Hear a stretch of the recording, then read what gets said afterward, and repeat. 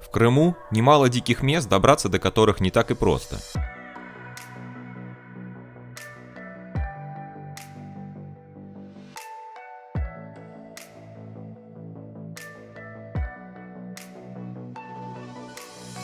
Поскольку, несмотря на свою известность, они как будто специально скрыты природой от любопытных глаз.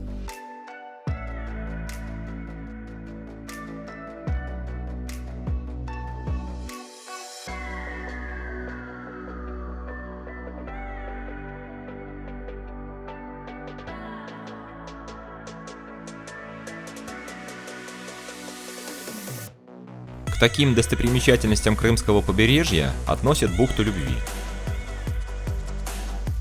Она расположена между курортными поселками Рыбачья и Малореченская.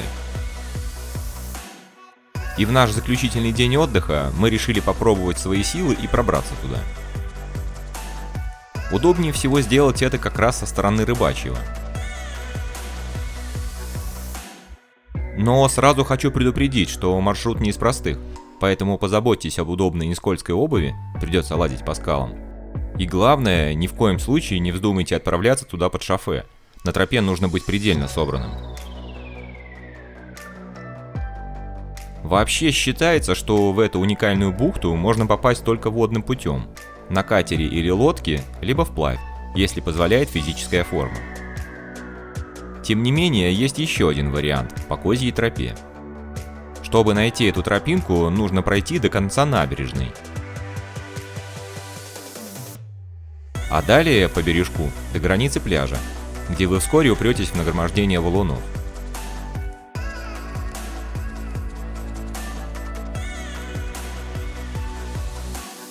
Преодолев его, вы оказываетесь в небольшой бухте.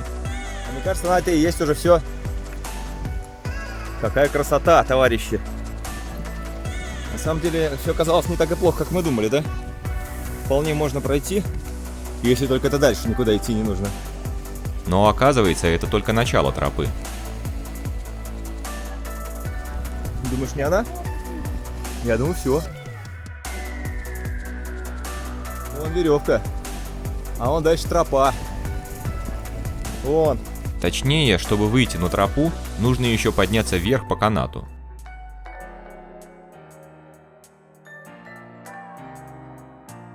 Не спеша, очень осторожно, добираемся до вершины скалы.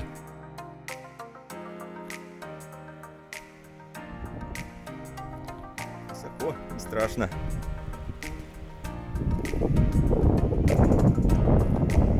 Где-то там вот за этими валунами, походу, должна быть бухта Любви. Вон там маяк виден, Малореченский. Вон Аюдак, а прямо перед нами Алушта. Все рядышком. Подойти, сфоткаться и дальше смотреть, как спускаться. Сюда вот? Офигеть.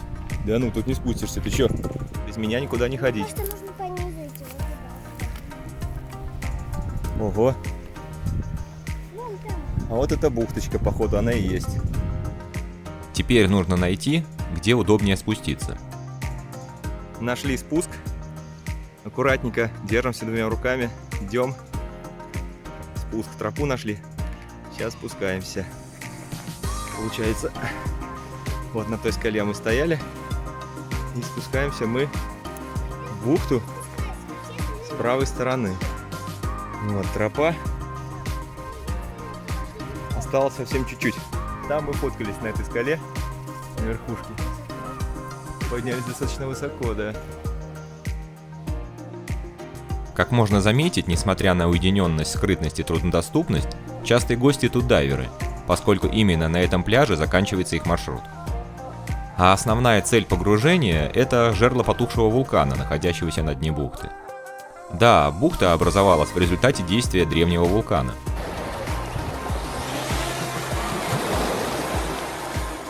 Давайте лучше посмотрим на нее с высоты.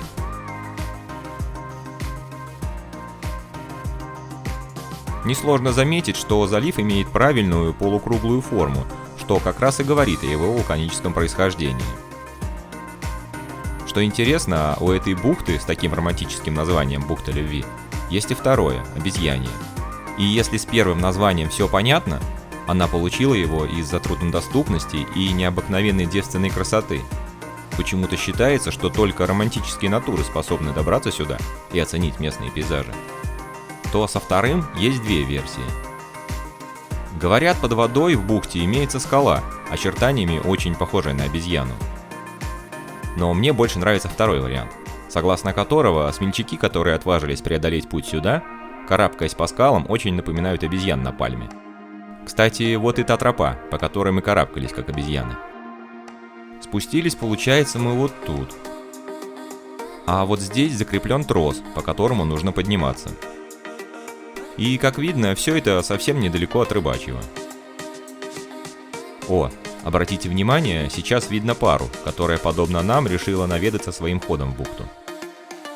Но они спускаются другим маршрутом, сверху, со стороны трассы Алушта-Судак. Однако хочу заметить, что этот вариант показался нам сложнее, мы возвращались по нему. Кроме того, поднявшись наверх, пришлось пешком топать до Рыбачьего вдоль трассы.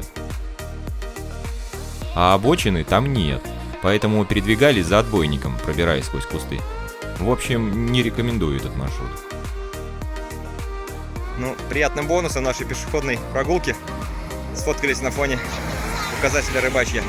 Но я слишком забежал вперед, это уже потом будет, так что вернемся на пляж. Как раз уже спустились наши новые соседи.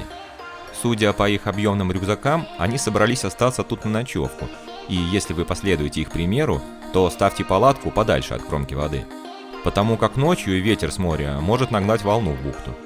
Кроме того, следует заранее запастись топливом, газ или сухое горючее. С древесиной тут напряженка, за ней придется карабкаться наверх. А мы продолжаем наслаждаться местными красотами. Наталья, разумеется, не может обойтись без того, чтобы не обновить свою фотоколлекцию. И мы занимаемся тем, что выискиваем наиболее фотогеничное место.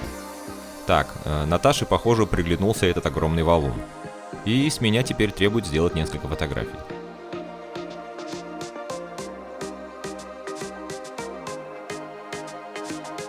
Ну, достаточно. Посмотрим, чем там занимаются дети.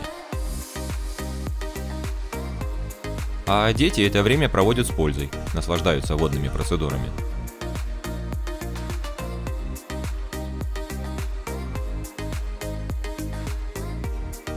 Что правильно. Пляж тут удивительно красивый, заходить только сложновато, ногам больно, так что прихватите с собой коралловки.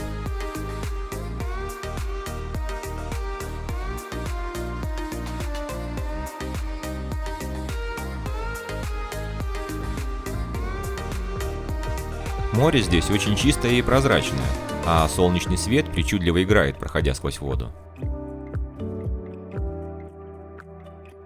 Рельеф дна тут очень непрост, встречаются подводные скалы, расщелины, пещеры.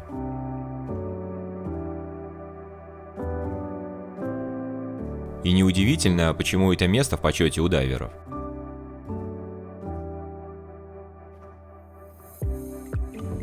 Предлагаю самим все посмотреть.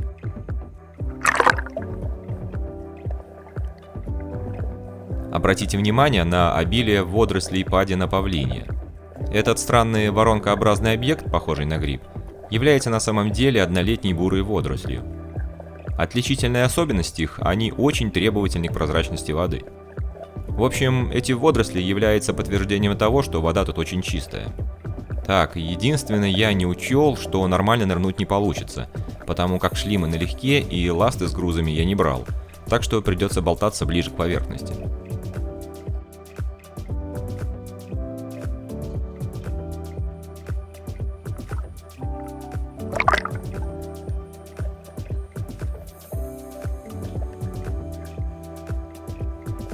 Но даже отсюда видно, что тут есть на что посмотреть.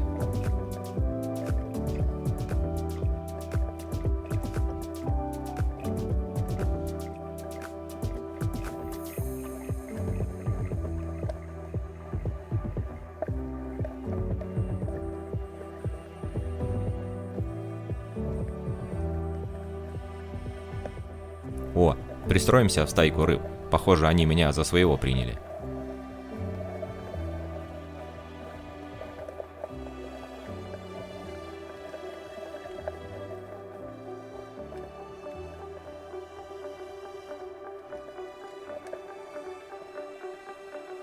Ну и хватит на сегодня.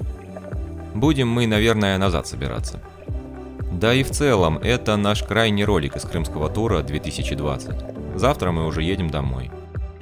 У нас, как всегда, получился интересный и насыщенный отпуск. Но все равно грустно покидать любимый Крым. И в очередной раз всплыла идея перебраться сюда на ПМЖ.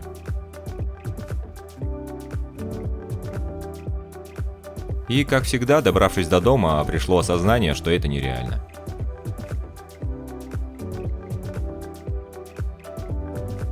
Так что остается ждать следующего сезона.